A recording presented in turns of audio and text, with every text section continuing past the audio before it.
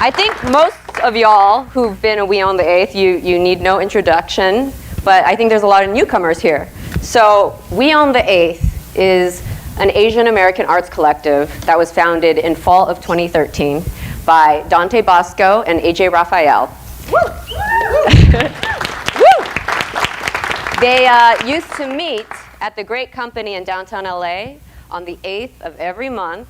Started out as a gathering between friends and friends of friends, and it grew into something bigger that became curated conversations and workshops. And it was meant as a night to bring community together, to cultivate ideas and collaborate on projects, and to just encourage and celebrate our works and take ownership. And that is what We on the 8th is. And today also marks the debut of myself as your guys' MC. and it's also the night that I will ask our special guest, Dante Basco, for the autograph of my very first Asian American DVD purchase. Let's go. So yes, thank you so much for being here. We actually have a special presentation from May and David before we begin. Ooh. And May and David, are you here? May is still coming. Oh, okay, she's still coming. She had a double parking. All right. Well then, we will not have May and David.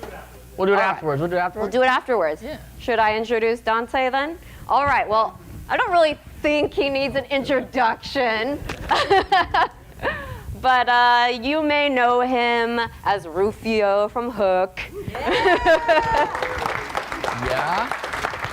He was like 15 years old when he shot that. Yes. You know, crazy thing is, I was 8 years old when I watched that. So it was like meant to be tonight. Yeah. And he's voiced Prince Zuko on the Avatar series. Yeah. Last Airbender. You wrote a book about it. Yes. He's directing now, The Fabulous Filipino Brothers. Yeah. He's also the founder of We on the 8th, and he's given his blessing to us to revive it. So, please, Dante Basco.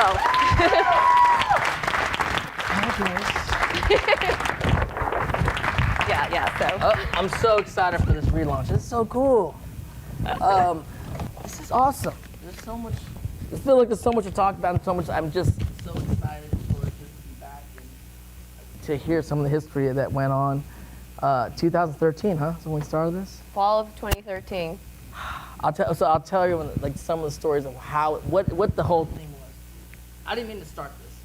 What happened with the original meeting was I just decided there should be a meeting of Asian people in the industry, and I called a meeting. The first meeting I called was about a dozen or so of traditional media guys, directors, actors, some executives from like Fox, and some just people I know on that side. And then with AJ, we called in about a dozen of the biggest Asian YouTubers at the time, and we're talking Kev Jumba, AJ Raphael, Tim DeLaGhetto, who else is there? Like JK, Just Kidding News guys, Wong Fu guys, and we were there, and I called the meeting, and it was like, yo, I had no idea. We got the meeting at the Great Company, and I was like, we are quote unquote like the successful Asian people in the industry. Like, we got to figure something out. Like, if we don't do something, who's going to do something? And we started doing these conversations, and then BMW hooked us up and kind of did our launch party and kind of sponsored the first launching of We on the 8th.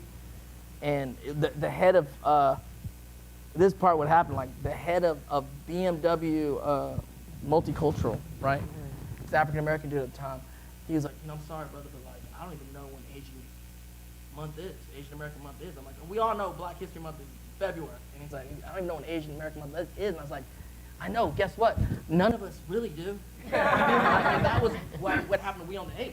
I was like, Asian American month isn't really scaling at that time. And we're like, forget the month. Let's take every month And we're like, well, how do we do that? And we go, well, let's, 8 was a magical number for a lot of Chinese and Asian, like just 8's just is a number. So we're like, we own the 8th.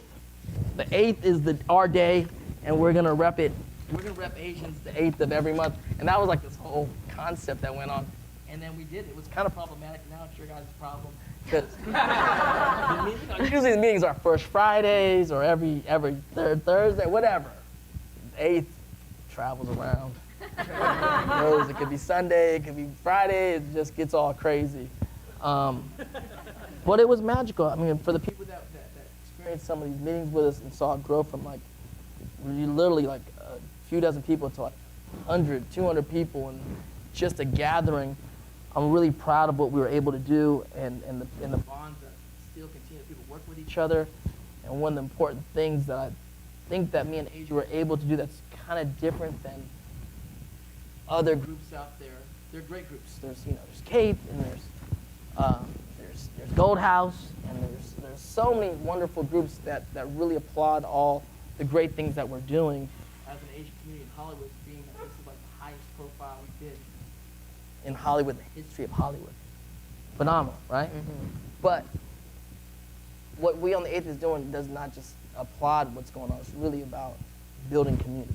And I know that the energy and the spirit continues with this new group of people, so good luck. Yeah, I mean, I know you started this back then. I found an old blog post of yours from like 10 years ago titled Asian Leading Men. Okay. You wrote, What'd I write?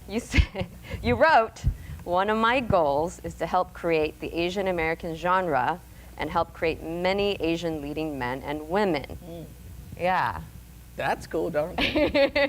Yeah, and I mean, I think you also talked about in a YouTube video of yours that you were playing poker with Just Kidding Films. Yeah, that's how I met some of them.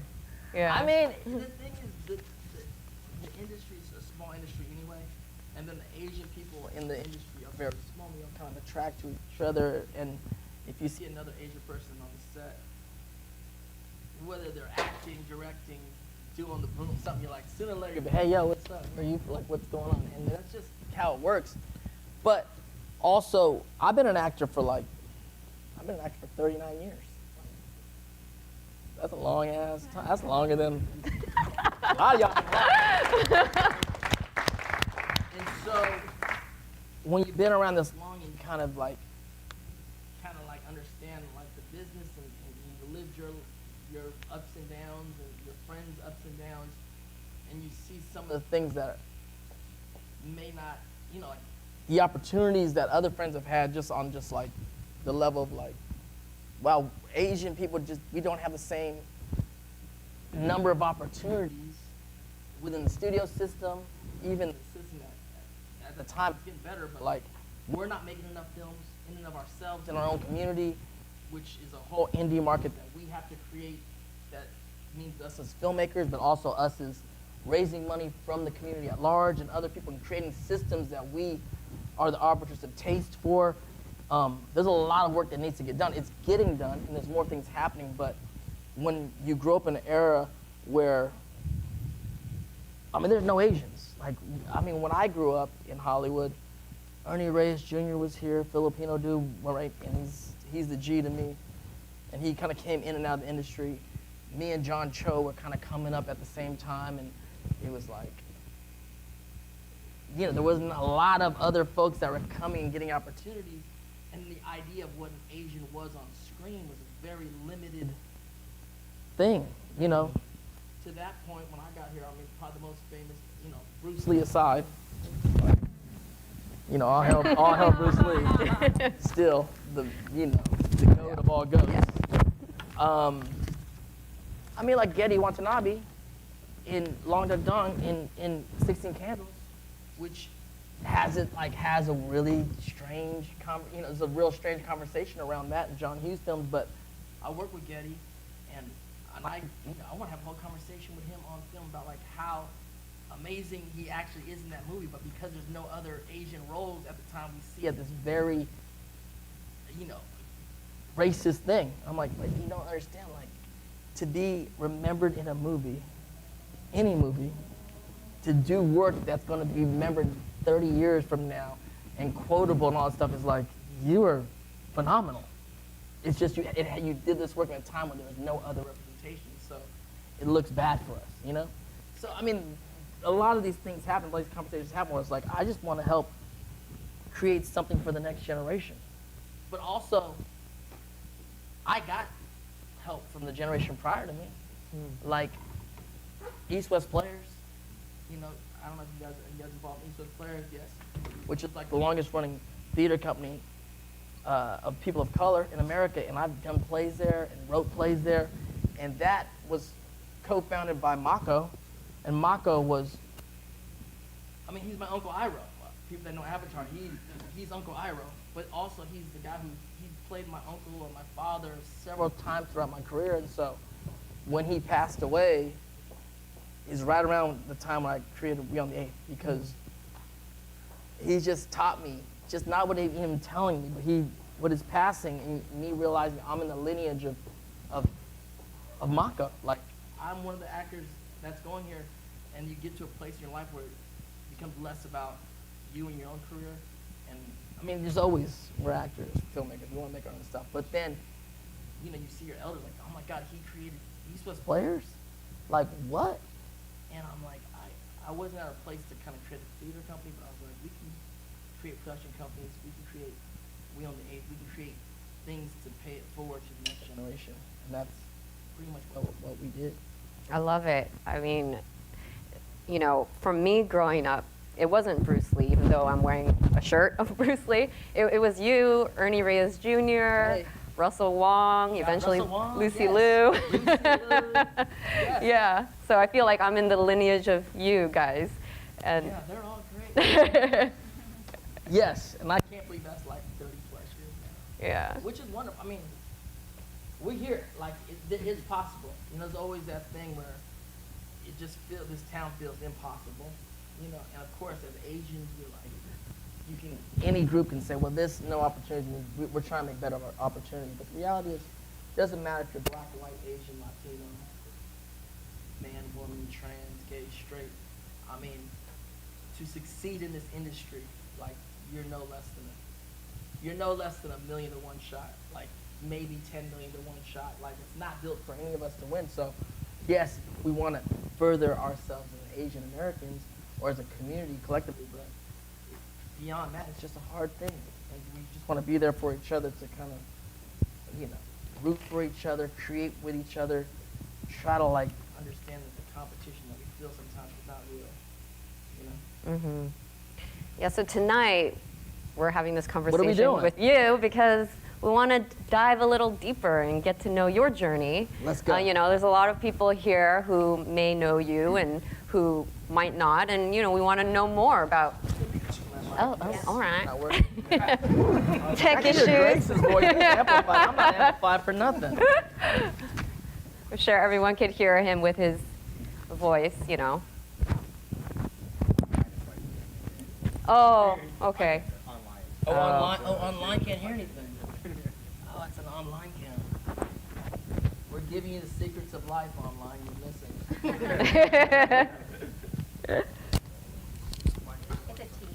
It's a tease. You're not here.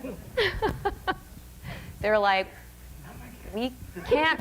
They're trying to read us. 1, 2. lips. That's Oh, there what's we go. happening. Online. Hello, online. Hello. Yeah. Zuko here. All right, we're All online. right. We got new technology. We weren't doing this in the original We on the 8th, you know?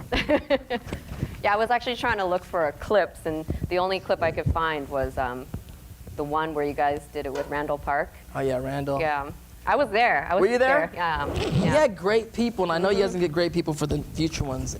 We had a lot of great conversations. Yeah. Okay. Yeah. What's up, Grace? What do you want to know? What you want to know? Tonight, you know, we want to like learn about your journey. I read that you were born in Pittsburgh, California, and I had no idea there was Right. Pittsburgh in California. Pittsburgh with no H. Pittsburgh Yeah. with no H at the end. Oh, Yeah. okay. And you started out with a breakdancing crew with your brothers. Yes. We were break dancers.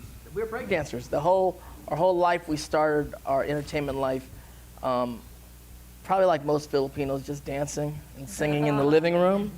But then it was the birth of it was like the golden or the pioneering days of hip hop, and it swept the nation. We got swept up in it, and we loved it, and we became breakdancers. And I don't know, it's kind of even still hard to wrap my mind around it, because we were like doing all these breakdancing competitions on the weekends, and we won, like me and my brothers won like 30 plus breakdancing competitions, and then we got picked up and we started dancing for with the Oakland A's, like there's like 3rd inning shows, 7th inning stretch shows, and then we halftime show at like the 49ers, and we started opening up for acts that came into the Bay Area, like Ice-T and Vanity, and then we got picked up and got scholarships to the San Francisco Ballet Company. Wow. And we started studying ballet.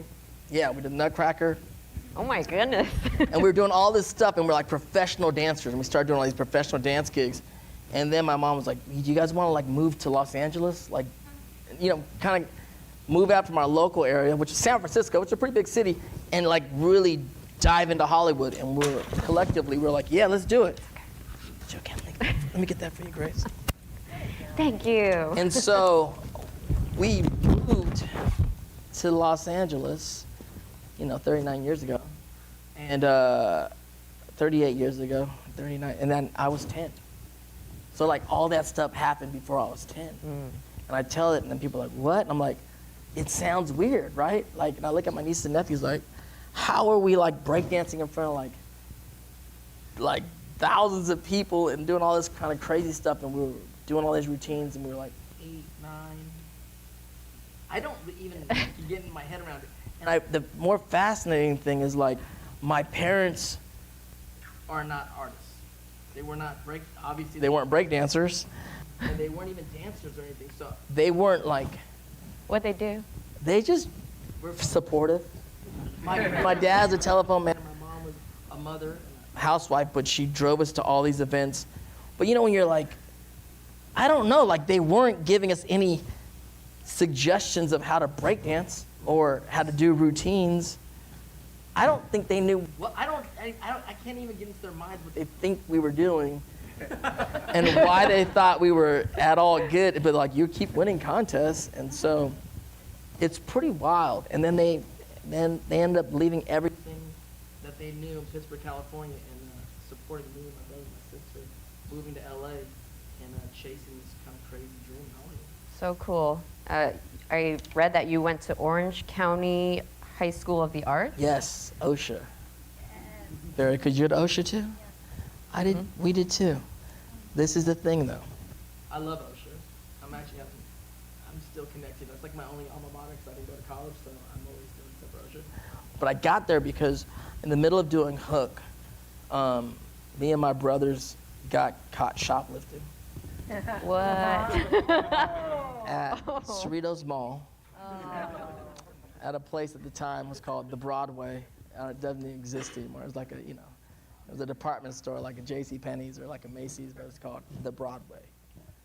And I wanted like gloves, like isotoner gloves. You know what isotoner gloves are? They were dope back in the day. And California's so cold, I needed some gloves.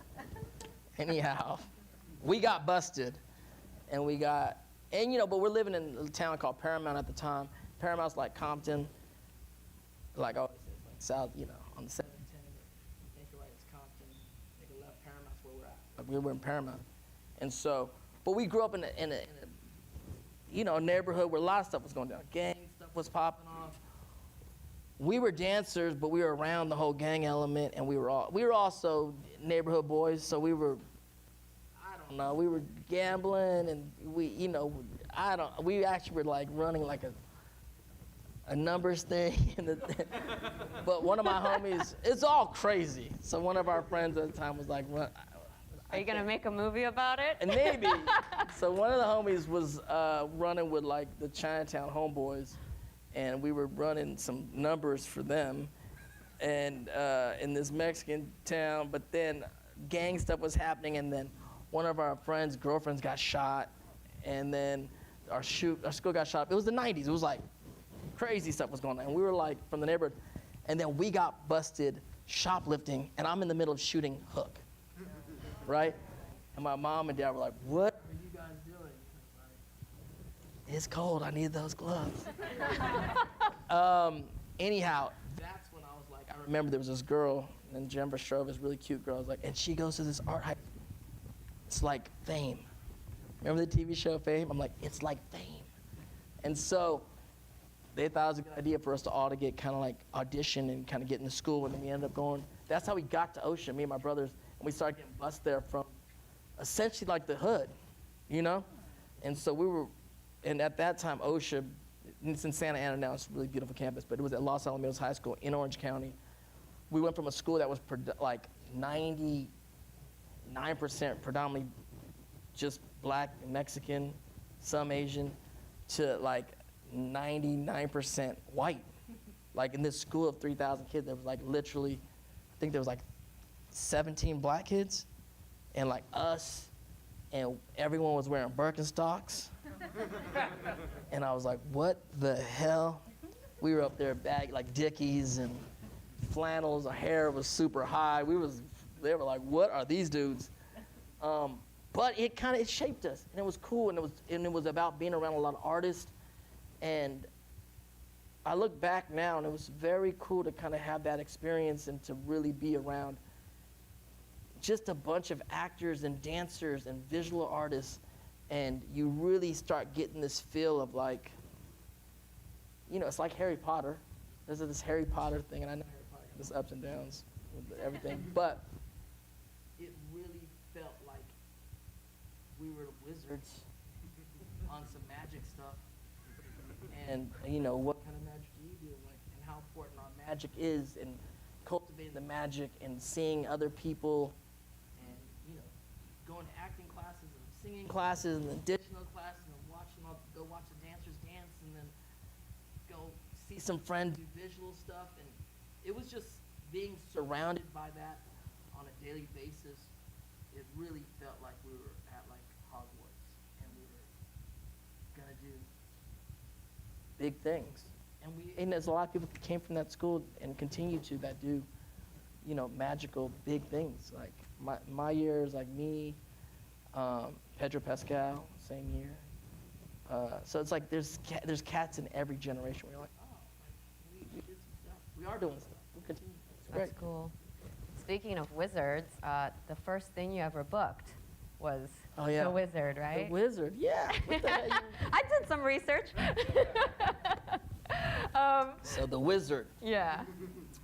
But correct me if I'm wrong. Did you book 2 different wizards? 2 different wizards. Okay. So there is the movie The Wizard with Fred Savage, which I did that film. I got cut out of that film, but I'm still in the credits. It Played his happened. best friend. But it was cool, because I did 1 year with Fred, and we knew each other. It was cool. But the first thing I ever booked was The Wizard, which was a TV show about a toy maker. It was like a little person. I feel like it's a guy from like Willow or one of those things, right? And then, but the 2 things about that's crazy is, the first thing is like my first audition. I'm like, you hear those stories about the actors like, oh, I booked my first audition. I'm like, I did, me too. And I'm like, it's stupid because there's like a million you didn't book, but like that first one, yeah, I booked it. And the second thing is I was playing Native American. That wouldn't happen today. That wouldn't happen today. And I ended up playing Native American a few times in my career. I'm Filipino. And so you're brown, and this is the thing. No one knows. First of all, I know it's hard. It's like a very strange thing, and it's I love representation, and I love what we're trying to do, but the pendulum swings one way and the other way, and it kind of gets confusing. And then you get to places now where it's like, well, what are you exactly? Where it's almost illegal to it's illegal, right? To ask what you are in a work environment. Like, we know that we're all American. We know the one thing you can't, there's few things you can't ask when you're hiring and firing people. It's like, what's your ethnicity? What's your sexual preference? There's these things, except in Hollywood. In Hollywood, you don't even kind of get into the room unless you are looking like something in the box that we are somewhere in the mindset of what we're doing. But now being Filipino, especially at that era where no one even knew what Filipino was, there's this ethnic ambiguity of what was going on, especially in the 80s, where they're like, what are you? And you know, I'm a b-boy. I'm like, I'm on the streets dancing, battling people, and like auditions is like a battle, you know? And I'm like, what's the role? You know, I'm 10. And they're like, this role's Chinese. And I'm like, my grandmother is part Chinese, which is true. And they're like, oh, that's cool. And like, I get that role. Or they'll be like, this role's Mexican. And I'm like, you know what the Spanish did to the Mexicans? Exactly. They did this to us in the Philippines. We have Spanish last names. We're like the Mexicans' cousins, you know? Like, oh, that's cool. Goes down like I don't even know what I would say for Native American. I mean, Native Americans just like whatever. Shut your mouth. Just be like, no one want to ask Native Americans anything. We all feel bad about that. We're like, okay, whatever. You look cool. I did play Native American a few times, and I remember another tribe was like, what tribe are you from? And I'm like, huh? It's like the kids were all like kids, and I'm like decked out in like everything. We're at a powwow, and we're dancing, and there's like several tribes there. And I'm like the main guy, and I'm like, oh no. There's the thing about actors, like when you know you're faking the funk, and we're faking the funk because we're actors. None of this is real. Like none of this is real. You're not a real army person. You're not a real cowboy. You're not a real whatever you think you're playing, and all this training you did, you're like, as soon as the real people come, you're like, I'm fake as hell. Like I've been training for 2 months. And the real people, whatever, because we're actors. It's not real, right? That's what everyone forgets when we're casting. Like, yo, none of this is real. None of you are superheroes. None of you are. And they're like, what tribe are you from? I'm like, I'm a tribe? Like, you look like my cousin from the Dakotas. I'm like, yeah. Yeah, I'm like 12. Like, yeah, that sounds right. But yeah, that's the wizard. I mean, yeah, that was the wizard. It was fun. Wow. And then from the wizard, you eventually got Rufio. I eventually got Rufio. Yeah. I was 15 when I got Rufio. I was a veteran of 5 years. Very serious actor. Yeah, Rufio was good. It was cool. The thing is about Rufio that's strange, and a lot of actors in the house is like, I just auditioned one time for Rufio. So strange. I got shot. I got put on tape by the casting director, and then you know, you get a call back. You're like, okay, you're gonna meet Steven Spielberg. I'm like, oh, shit. Let's go. So I'm real excited about meeting Steven Spielberg. But then at that era of Hollywood, like if you're a kid actor, right, there's a folklore of Steven Spielberg and of Amblin that Steven Spielberg has an arcade in his office. Like, this is before Nintendo, PlayStation, all that shit. I'm like, an arcade, like a mall arcade. Cabinets, right? And that was like the rumor that went on around town. And so when I got to his office, about maybe half a dozen of us kids auditioning, right? And they opened the door, and it's a full-on arcade. Wow. And we're like, what? And it's like all free, you know, like whatever you want to guys do. And we're just out there like playing Joust. I don't freaking know. We're like, whatever the era was, it was definitely Joust. I think I was playing Joust. And then, like, someone tapped me on the shoulder and they're like, Mr. Spielberg will see you now. And I'm like, I'm here for an audition. Like, oh no! And I'm like, go back there with my sides and stuff. I've just been playing like 20 minutes of pole position and God knows what. And then we go there, we start talking about, you know, the movies and stuff and the roles.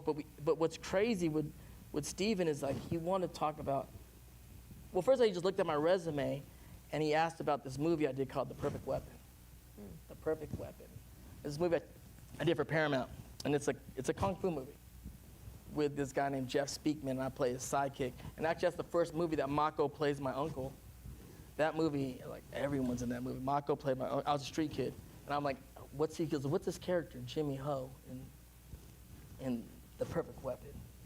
And I'm like, he's a street kid.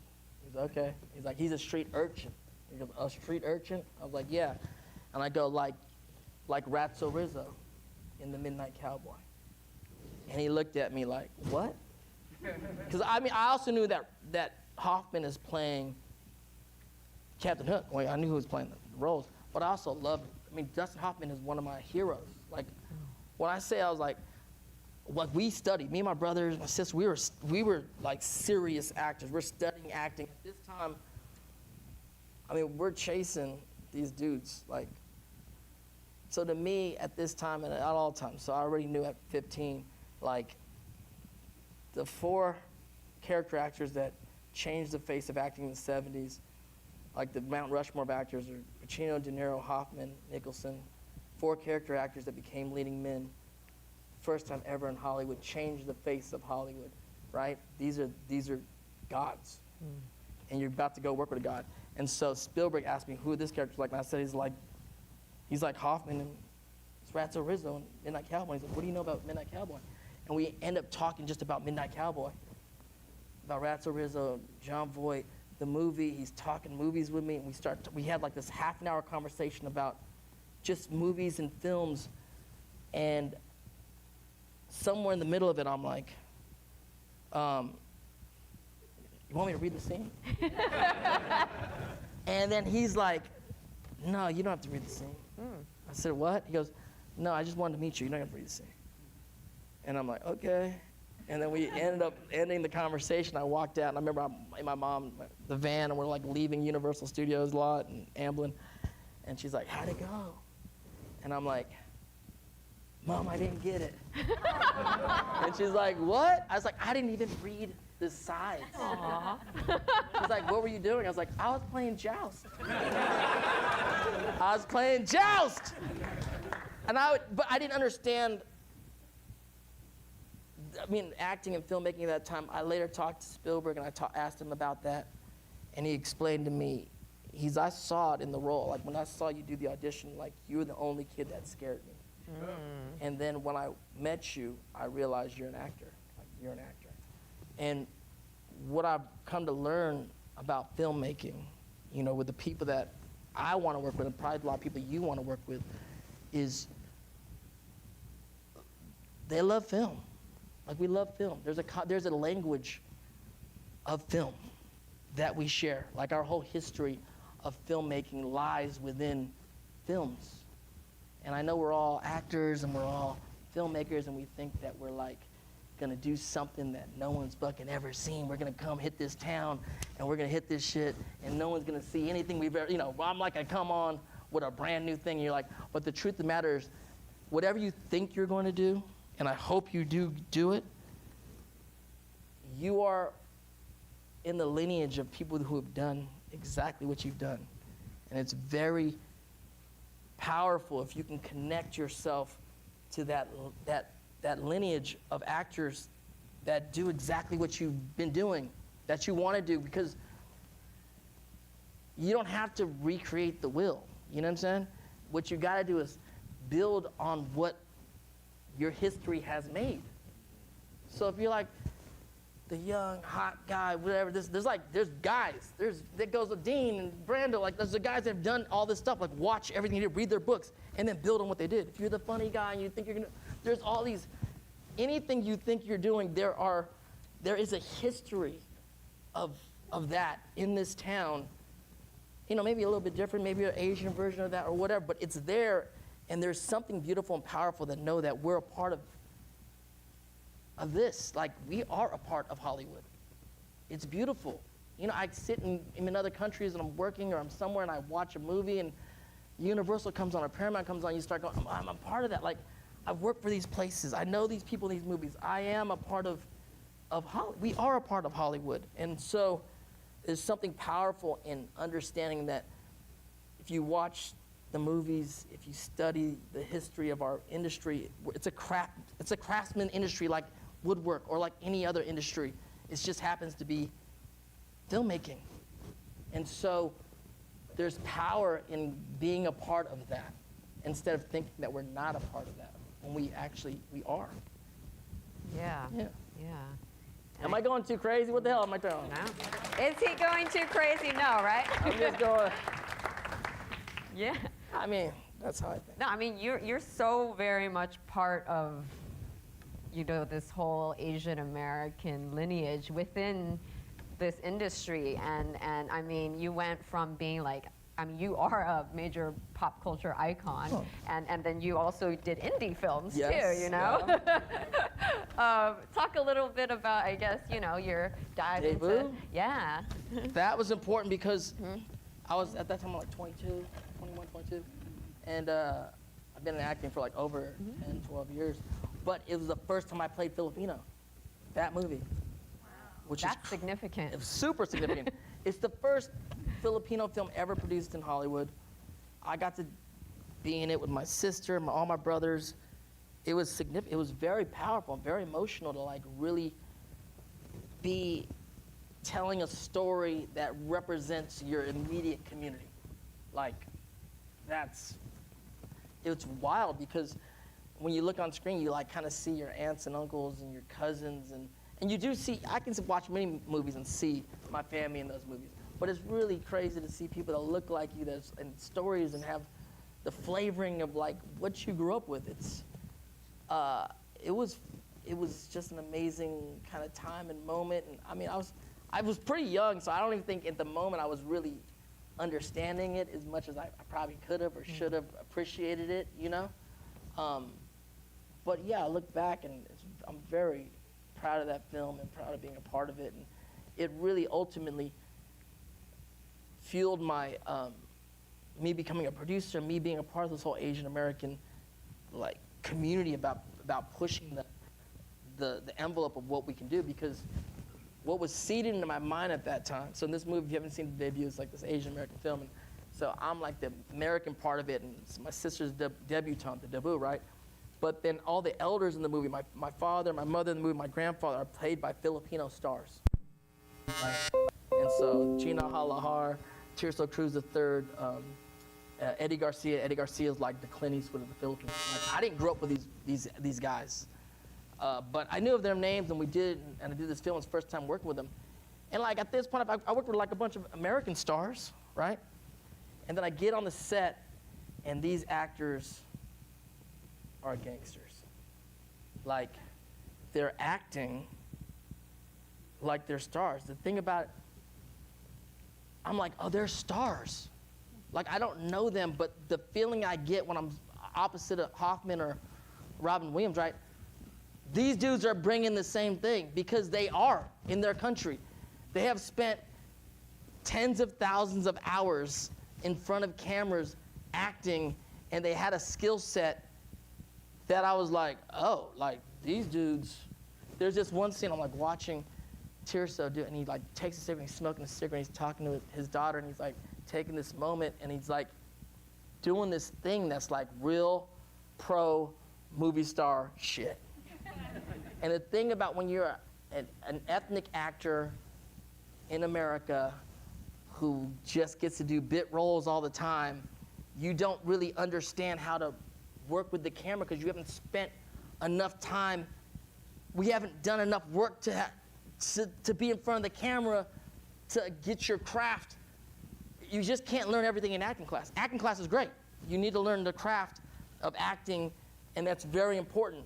But the craftsmanship of making movies and being in front of the camera and seeing yourself and knowing what it feels like and having the comfortableness and owning who you are, like, who gets to do that? Only people that get to do that are movie stars. And if you're not a movie star, not only do you not get to do that, the director's not letting you do that. And rightfully so. He's like, we don't have time for you to fuck around and do all this shit because you're like supporting the fucking movie star, right? And so when I'm working with movie stars that look like me, even though I don't know their work, I can feel their work. I'm like, yo. And then that got me going to the Philippines and going, we gotta make films with these, I gotta make movies with these people. I gotta find out what's going on here. And starting to build bridges. And that later, when I started producing Asian films, it was all about bringing like Asian actors into Asia and then taking Asian stars and bringing them to America and like try to build these bridges, because even though we don't know who they are, their work is there. And they need, as much as we as Asians in America should go back to where we're from and get our flowers from our homelands, we should also create opportunities for the stars and the great talent in front of and behind the cameras out there to have a shot to be seen here in America. Yeah. I feel like your career has been all about building bridges in different ways. I'd like to think so. That'd be nice. Yeah. Well, that's so cool. So you worked on projects in the Philippines. You ended up writing and directing your own Yes. project Yes. with your family. Yeah. I mean, I produced a bunch of. I started producing Asian films in Hawaii with James Sereno Kinetic Films. We did 3 out there. Hang Loose with Kev Jumbo. We did Paradise Broken, and then we produced Man Up with Justin Chon and Kev Jumbo. Justin Chon's like first directorial debut kind of thing. That's right. Before Gook. And I was really hyped, and I love that. I still love Hawaii. Hawaii to me still, I wanted to have like an underground feeling. Like I want to make Hawaii like Asian American Hollywood. I have this thing, not only because I love Hawaii, we should all shoot more in Hawaii just because it's dope. But Hawaii is, I always tell like Asians when I'm around the country, like, you gotta go to Hawaii. They're like, why I gotta go to Hawaii? I'm like, because we run Hawaii. They're like, what? I'm like, Asians run Hawaii.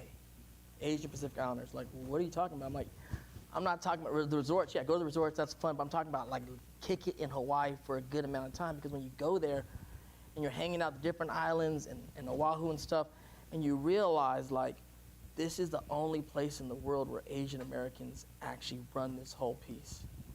Every restaurant you go to is owned by an Asian person. Every bank you go to is run by an Asian person. Like, it's like not a coincidence to me, like our only non-white president of the United States comes from Hawaii. Because it's liberating. It's a weird thing in your mind. And again, we can go to Asia, we can go to the Philippines, I can Filipino American, but I can go to the Philippines, but they still know I'm American. You know what I'm saying? When you go to Hawaii, it's like, oh, we're all American.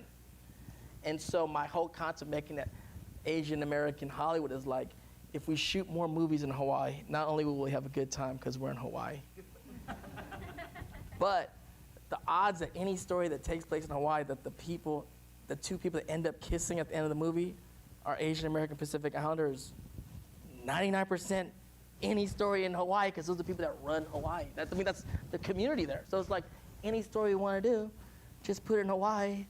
And the fact it has Asian leads is like, yeah, they live in Hawaii. So that's like it's my little thing. Think about it. We're gonna do more. We can do more there. I want to do a lot more there. And that's where Justin and Kev were like, yeah, this sounds great. Let's do a story here. That's dope. Yeah. Yeah, so you made a shift into directing too. Are there more plans for? Yeah, I mean, I did Fabulous Filipino Brothers, a film I wrote with my brothers, my sister, and directed my directorial debut. It premiered at South by Southwest. It's on Hulu right now in America, and it's on Netflix, I think, in Asia at the moment. But no, I love that. I finally got to shoot a directed film. It's never been like I don't think I had like a whole, like, I want to be a director, you know? But I like it. I like directing. I have a few more things I'm attached to direct. And we're always pitching like TV shows and movies and stuff. But I mean, at the same token, I don't know how much, I started so young. It's not like I had I always loved the people that kind of, as adults, have jumped on a plane, train, or whatever, boat to come to America or to come to Hollywood and to like pursue this. It's like it's such a crazy thing, right? It's such a magical, courageous thing to do.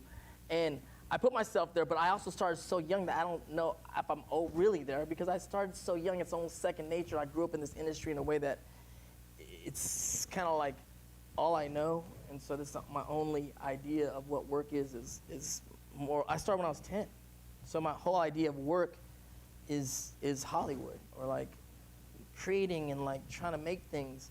But, so I'm writing, directing. I went from like breakdancer to actor to poetry led me to writing plays and screenplays, which led me to producing plays, and then movies, and then producing movies led me to directing films.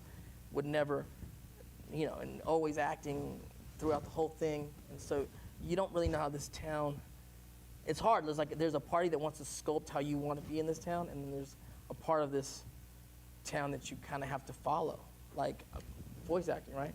Like a lot of people know me for Prince Zuko, right? And I was talking with some of the actors the other day as it's become such a big thing, and I'm like, wow, like, I didn't come to town to voice act, for sure. Who came to town to voice act? Now people are doing it, and it's amazing. I met some amazing voice actors, but it wasn't anything I did. It was like certain doors open up, and then you choose to walk through them. I think you should, to see, but you never know. Like this cartoon I did years ago, and it was cool when we did it, and then you go, wow, this is one of the things that I'm probably gonna be remembered for forever. Like, and I'm, what? They're like, did you have any idea? I'm like, no, zero idea. And that's how strange this kind of town works.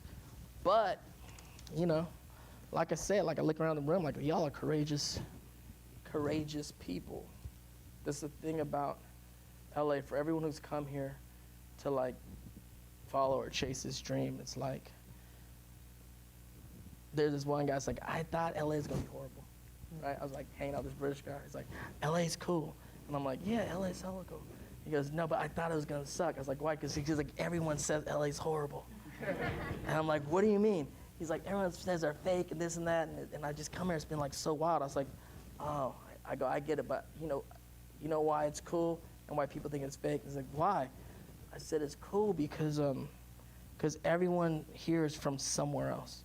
He goes, right. I go, he goes, you know what that means? He goes, what? I go, you understand that everyone here is on a hero's journey. Like, this is a city of heroes. There's a lot of people in the world are trying, want to do something, say they want to do something. The people that like actually left their spots and went after it are here. And so you're in a city of heroes. And at any given night, at any given party, any given club, anything could happen because we're all here on this incredible hero's journey. He goes, that's crazy. I'm like, yeah, but the thing about it is, the reality of the town is most of these people are they're gonna fail on this hero's journey, what they think it's gonna be, right? Whatever it is. They're gonna fail, and they're gonna go back home to where they're from, and they're gonna talk shit about LA. Because they're gonna fail. And I said, that's okay, because that's gonna keep the scared ones away. But that doesn't change the fact that while they're here, it's a city of heroes. So for those who are here and who intend on staying here, what advice do you have to offer? I guess ultimately, whatever you say you're gonna do, get good at what you're doing. Like, this town takes a lot of luck. The better you are at what you do, the luckier you will get. Whatever you say you're gonna do, act, sing, direct, whatever. Like, study, become a killer. The competition out there is fierce. Like, they're gangsters. Whatever you think you are, how good you are, how handsome, how pretty you are, you're going to run into someone who is going to scare you or like make you feel like I ain't shit, right? But it doesn't change the fact, like, get as good as you can at what you can do. And the ultimate thing is like,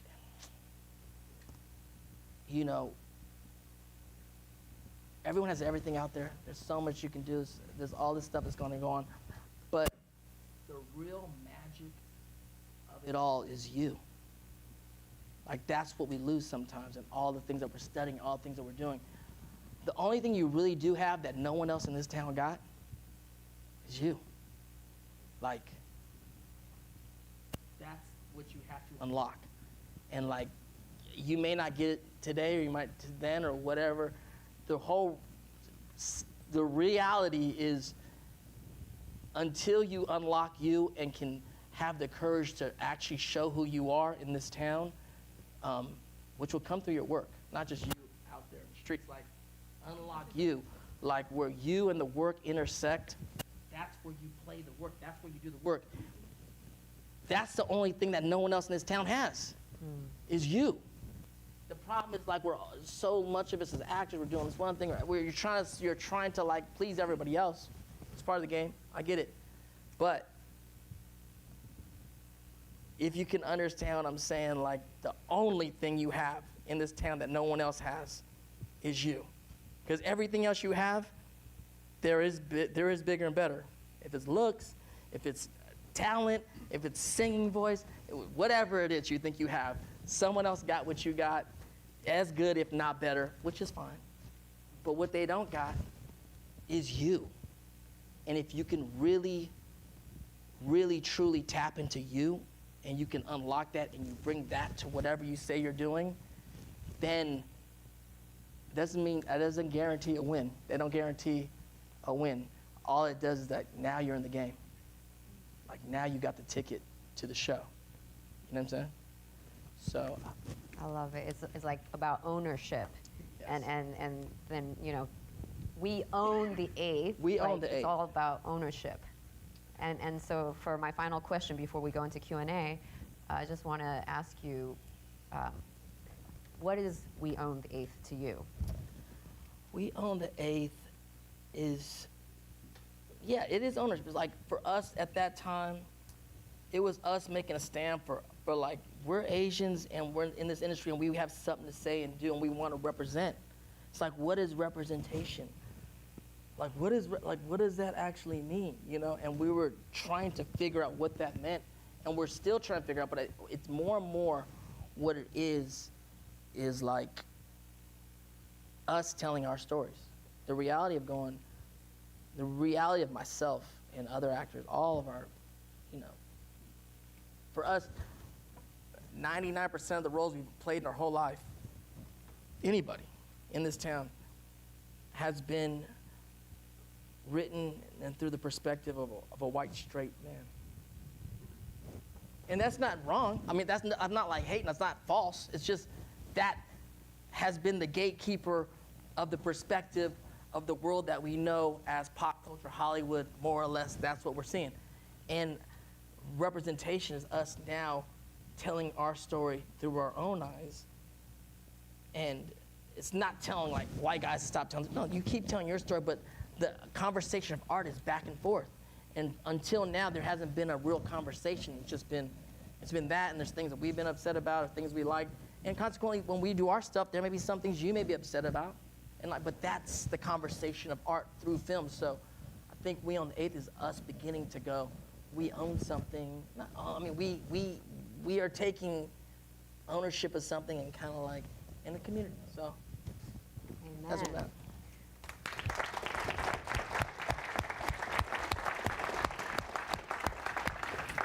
Alrighty, we're gonna open it up for Q&A.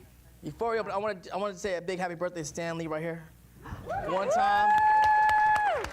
One of the guys in our community that's connected to everyone. He's like in the industry. He's out all the time, just kind of documenting this whole era of filmmakers, all filmmakers, not just Asian filmmakers, all filmmakers. So he's so prolific. And thank you for being here. Shout out to Stan Lee. Happy birthday. Happy birthday.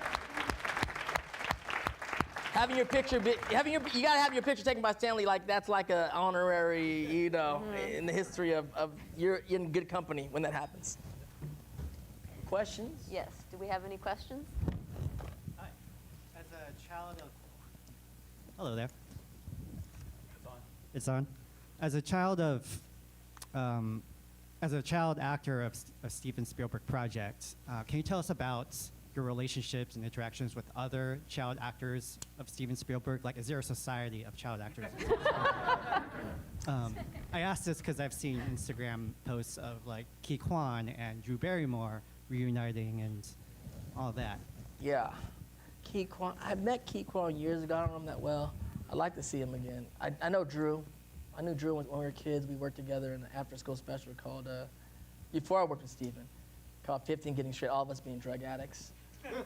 It's crazy. Her and Corey Feldman being a wild piece.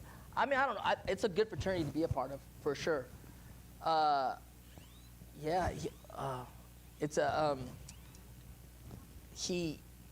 with Spielberg, I went back and watched a bunch of his films.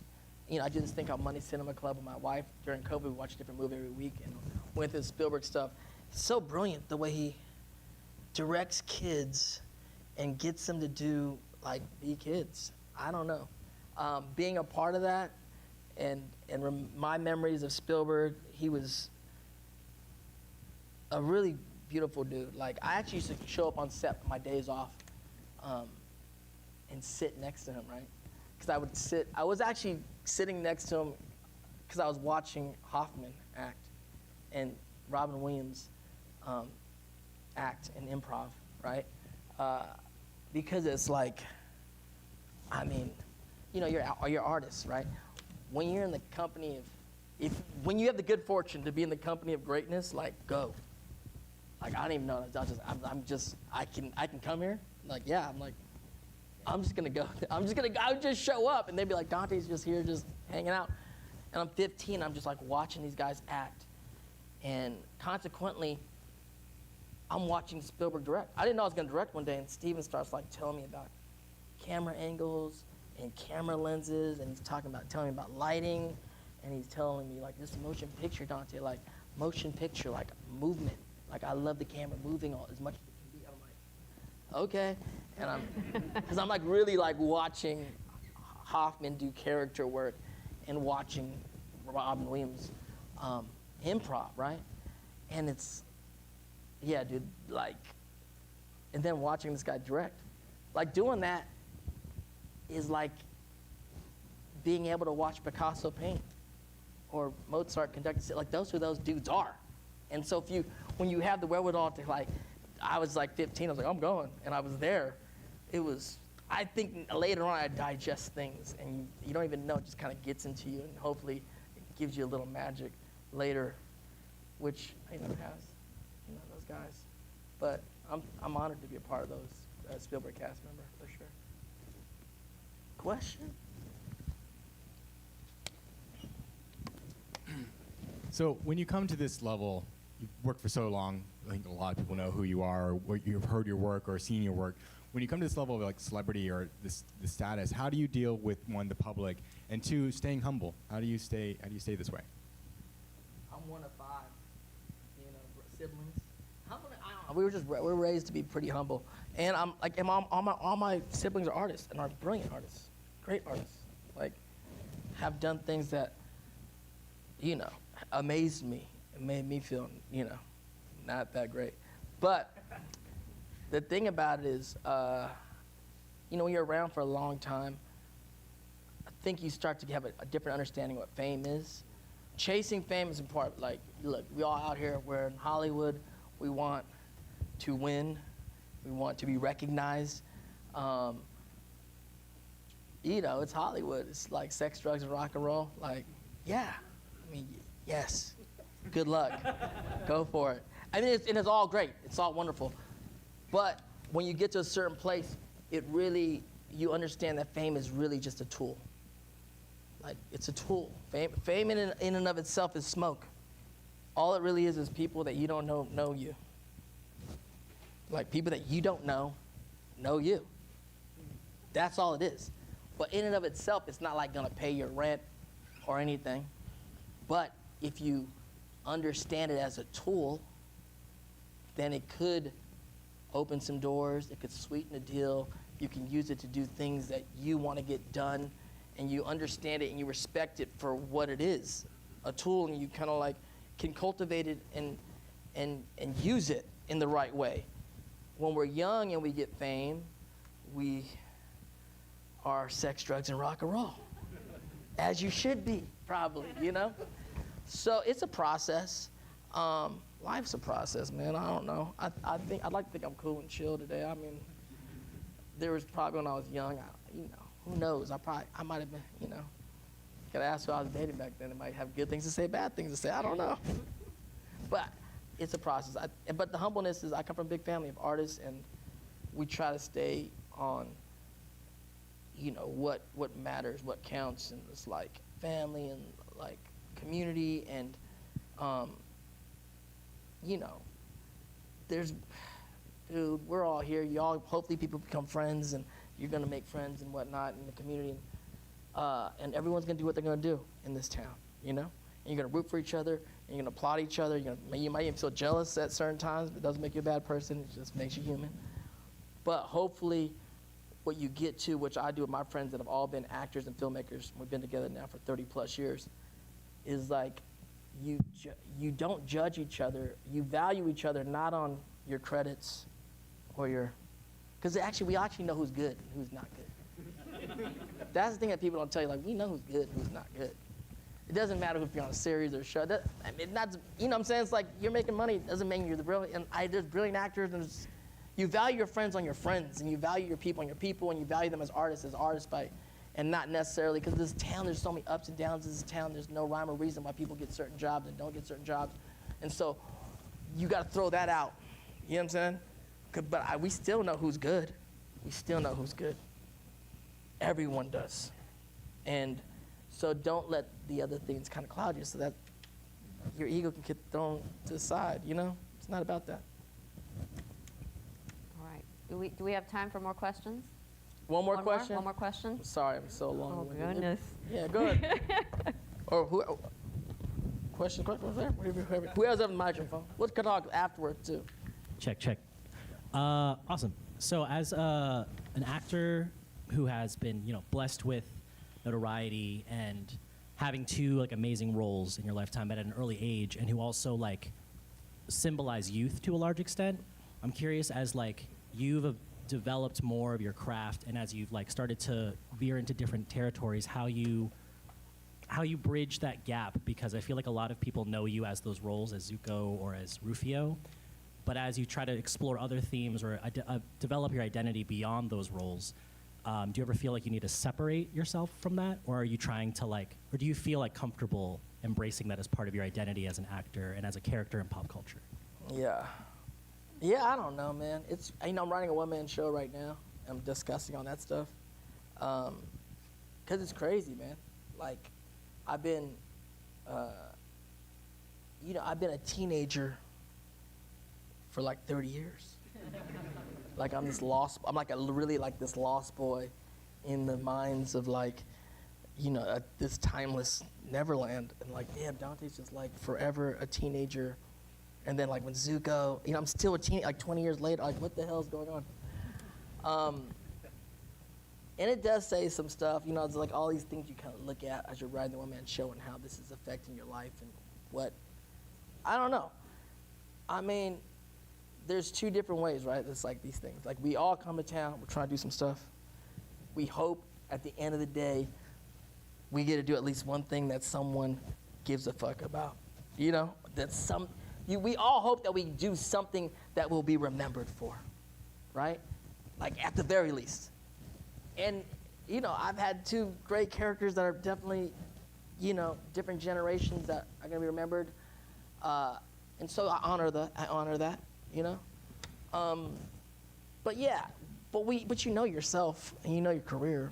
And it's those are two roles in 40 years. So it comes less about you think of your stuff a certain way, but we're always making movies, we're always writing other things. And so you don't know what's gonna hit. You don't know what, there's I'm telling you, one is a cartoon that I did that is cool. But there's no way in my mind when I was doing it that I thought I'm going to be remembered. You know what I'm saying? Maybe 50 years from now after you're dead, they're gonna be this guy played Prince Zuko. And you're I don't know. So when you talk about those characters, that's cool. I mean, there's a whole Comic-Con's forever. There's these things. There's areas for everything, fandoms and all this kind of stuff. But it's at the end of the day, you're an actor, you're a filmmaker, and again, you use these other things to leverage the things that you're doing in the future. You may create some things that may allude back to some of these things to help out, or things you want to, there's fan bases you want to serve. But I think ultimately, if we think, we don't have to overthink ourselves. we're actors, we're artists, we're constantly thinking about ourselves, and I get it. But like, there comes a time, there comes ultimately, as actors, there's, unless you're very, very fortunate, the 0.01 of us, 0.0001, where you're actually getting to choose everything you get to do, and you cultivate your career like, oh, I got to pick every movie. You're gonna be, you're gonna have to like book some jobs, or you're gonna have to take some things that people are giving you and seeing what that's gonna be, and you're gonna have to hope for the best of what's going on. So, whereas you, have some idea what you're doing, but like, you gotta let go sometimes and just hope for the best. I think ultimately, if you can work with good people you really dig, who you think get you, then you'll be all right. But don't know so much. There's the thing, like, we think we know a lot. We don't know nothing. I did a cartoon that I'm gonna be remembered for. It's like, don't know so much. We want to know so much about, we should want to know, but the studios, Sony, friggin' Universal, Paramount, like these guys, they do 18 movies a year, right? About 18 movies a year, give or take. They have unlimited budgets. And every single actor and director and writer want to work with these studios. That's how the game, they have all the assets, right? And out of their 18 movies each they do a year, they get like maybe 2 movies good out of the 18, and they have unlimited resources. That's like I don't even know what the percent is, not good. It's like 5%. So they don't know nothing. And they have all the best people in the world doing what you say you want to do. And they're not even getting it right. 1 out of 10 times 9, whatever. So don't be so hard on yourself. Don't know so much. Get good at what you think you want to do. That even might change. And good luck on the journey, everybody.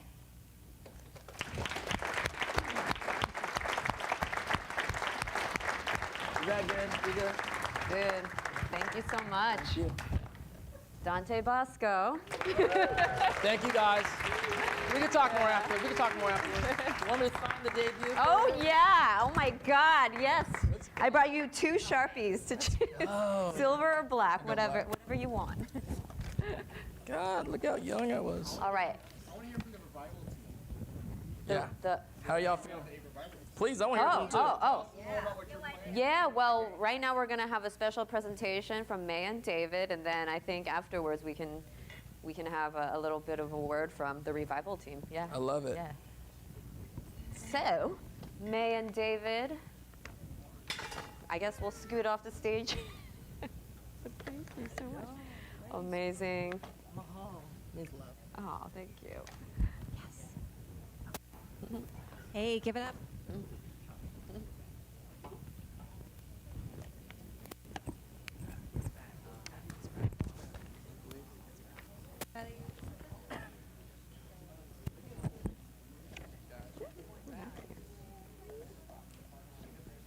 Check, check. 1, 2, 1, 2. Oh, hey.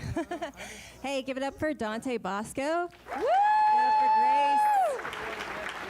Give it up for YJ in the back, and Daniel, Emerson College, everybody making this happen. My name is May Huen, and this is David Abrams. Hey. Woo!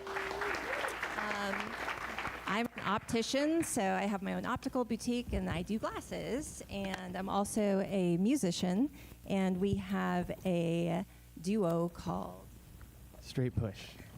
So he does guitar, I do vocals, and we're pitching a show about music and eyewear.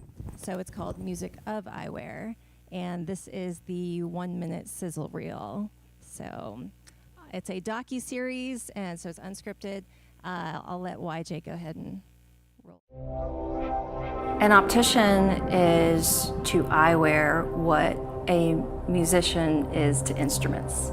The marriage between eyewear and music. Yeah. was the preview of the sizzle reel. That was the silent version. An optician is to eyewear what a musician is to instruments. The marriage between eyewear and music is such a part of our psyche. And you can't really imagine certain musicians without their eyewear. You just put on some sunglasses and you're ready to rock. Echo Park is a totally rock and roll neighborhood. I think that that's what the eyewear industry needs, is a little bit of rock and roll. You can tell me everything. I can keep a secret. The street had some concerts and things going on, so we filmed it inside of my friend's optical, Gagosha Optique. So that's in Echo Park off of Sunset Boulevard. Woo. Yeah.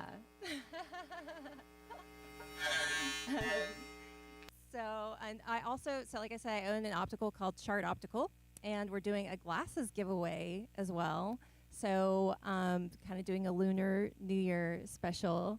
So we're gonna do some Lunar New Year trivia to give away the glasses. So is everybody up on their Lunar New Year knowledge? No, we didn't want to make it that easy. So, yeah, the question is, so I'm going to scan. Help me scan to see who answers this first. Okay, so you might know that the animals in the zodiac are based on the Great Race. So there was a race of all these animals that were in the zodiac, right? So the winner is actually the rat. And he won because he took a ride on the ox and jumped off of the ox onto the finish line. I'm the year of the rat, so we're tricky like that. We're both the year of the rat. So there's a third winner, and the question is, who was the third winner of the Great Race?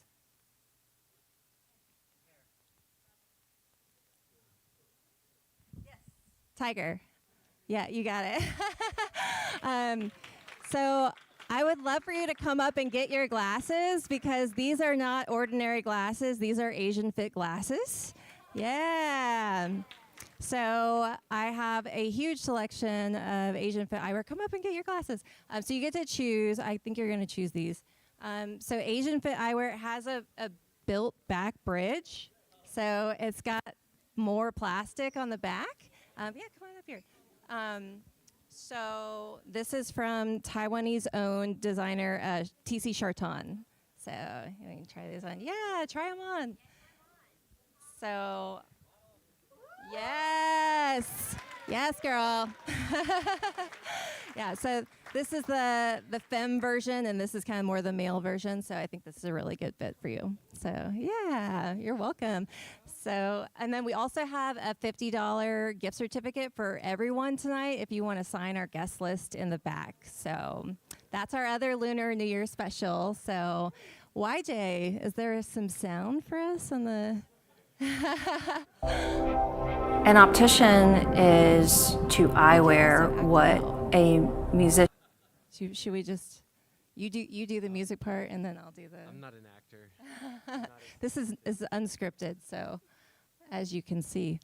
Or we could play it from YouTube, maybe that would help. I don't know. We've got a file, and we've got the YouTube. So but as I was saying, so yeah, I see some people signing up. That's our guest list back there. So we will text you a digital gift certificate of $50, and Chart Optical just opened up in Echo Park as well. So not too far from most people. It's 1128 Mohawk Street. Yeah, so yeah, we're at Mohawk and Sunset. We love it. We love Echo Park. So yeah, so you can visit us there and look us up. It's Chart Optical.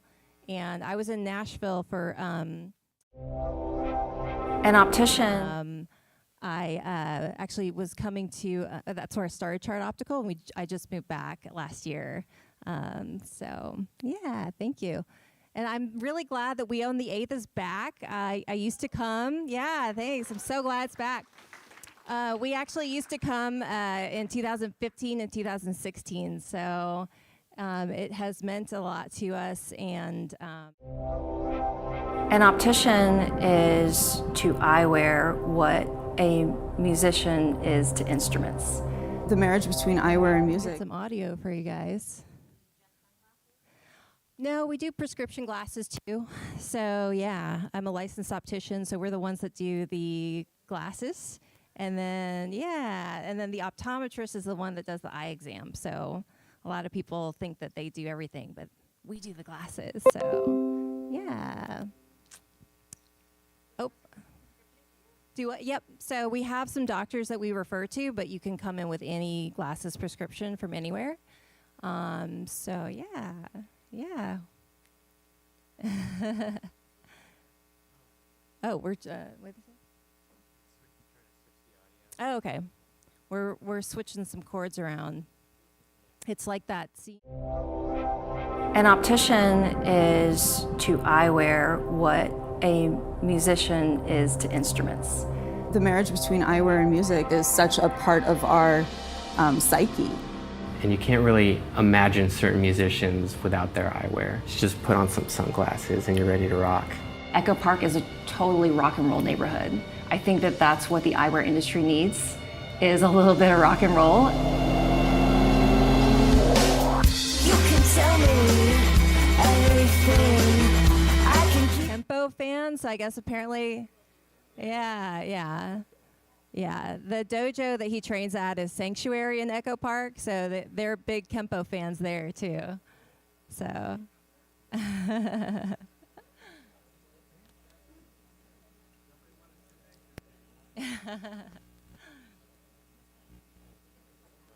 That's okay. So.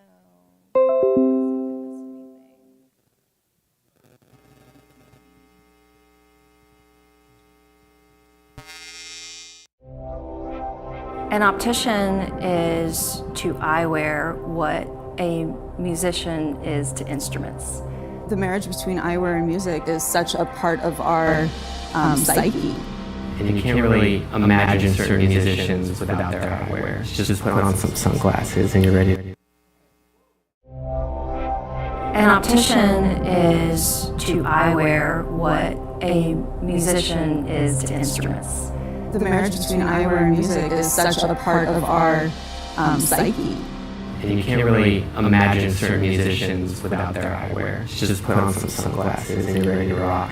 Echo Park is a totally rock and roll neighborhood. I think that that's what the eyewear industry needs, is a little bit of rock and roll.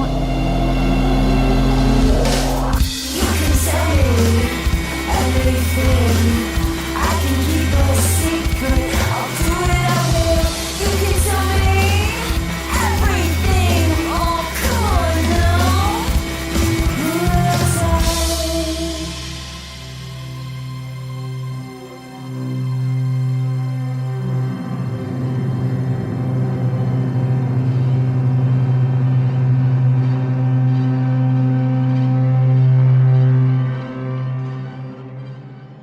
Thank you.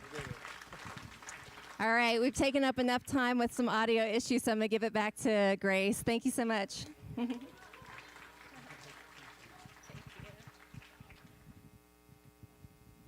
right, thank you guys. I know people want to hear from the revival team. YJ Gold, would that be you? He's also the tech guy, so he's doing everything. He is everything. But yes, YJ. YJ Gold. Hello. So we on the 8th. Why did you want to bring it back? Oh man, we're doing this. Yeah, I mean, pretty much I wanted to bring. Oh, we're gonna sit down, okay. Pretty much like it was during the strike times. Like I saw a lot of people on the strike lines, and it was like I felt like something was missing, So I really wanted to bring it back, and it seems like everyone wanted it back too. So, thank you. But I'll get it. But yeah, pretty much no, it's all good. Pretty much yeah. I just want to take this time to thank you guys for coming out. Give yourself a good. Yeah. Thank you, Dante, coming back out. Yeah, I just want to do a couple announcements and stuff. So pretty much it's like we're just getting started. This is the first one of the year, and yeah, if you guys want to help out, hit me up.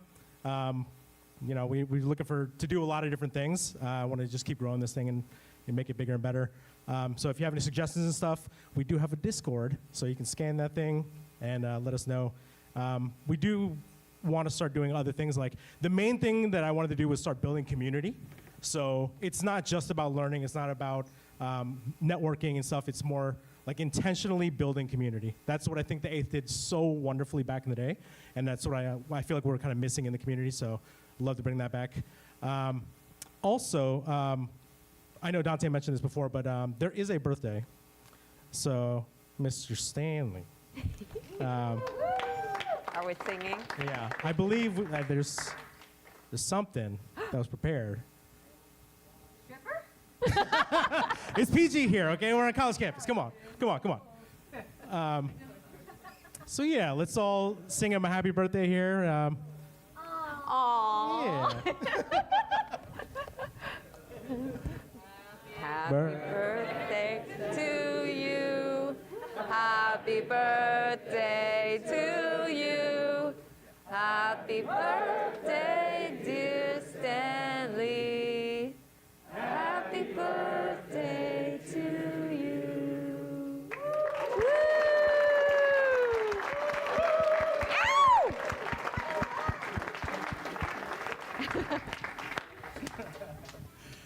And then I just wanted to kind of close this off with a thing where I just wanted to open it up to the community. So it's like if you had like a give or an ask, you're welcome to come up and say, like, if you're like, hey, I need a gaffer on Friday, or you're like, I'm offering myself up as a sound guy. Not that I am. But yeah, like if anyone has a give or ask, you know, raise your hand, I'll give you the mic, and then, yeah. All right. If not, then let's actually all line up here. We'll take a photo to document that we've all been here, and yeah, let's have a good night. So yeah, let's go this way. Drop your water, YJ. I know. Oh, man.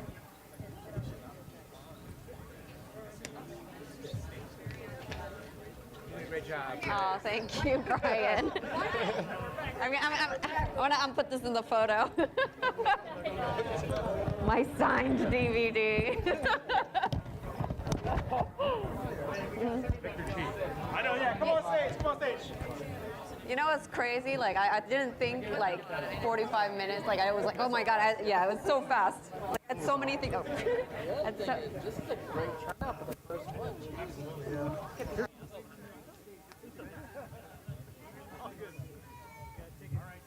Tell us where we gotta go.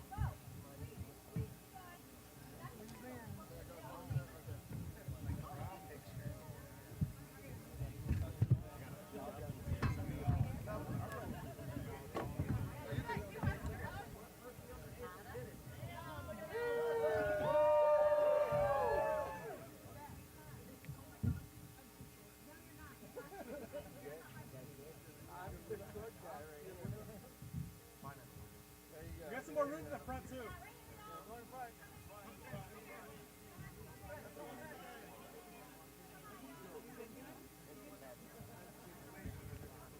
Thank you. Have a good night.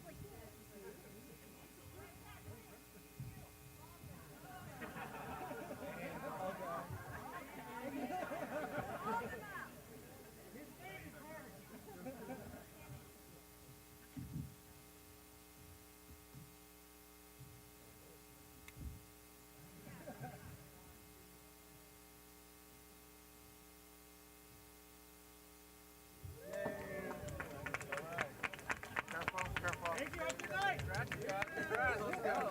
Great job, YJ. Yeah. Thanks for coming out.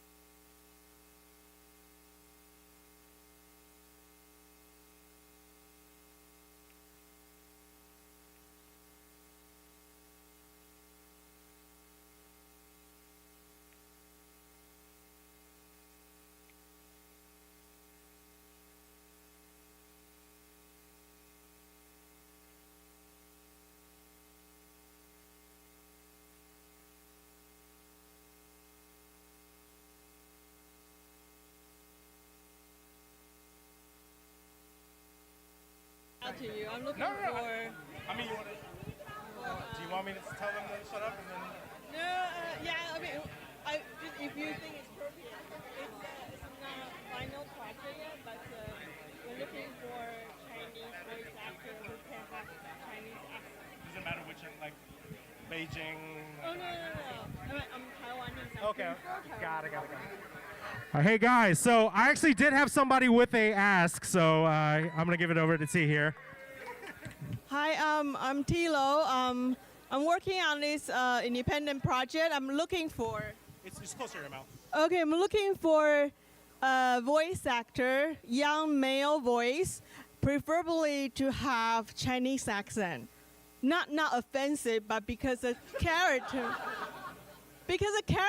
is mixed racial, so I want to, because it's a voice actor, so I wanted the voice to tell the culture.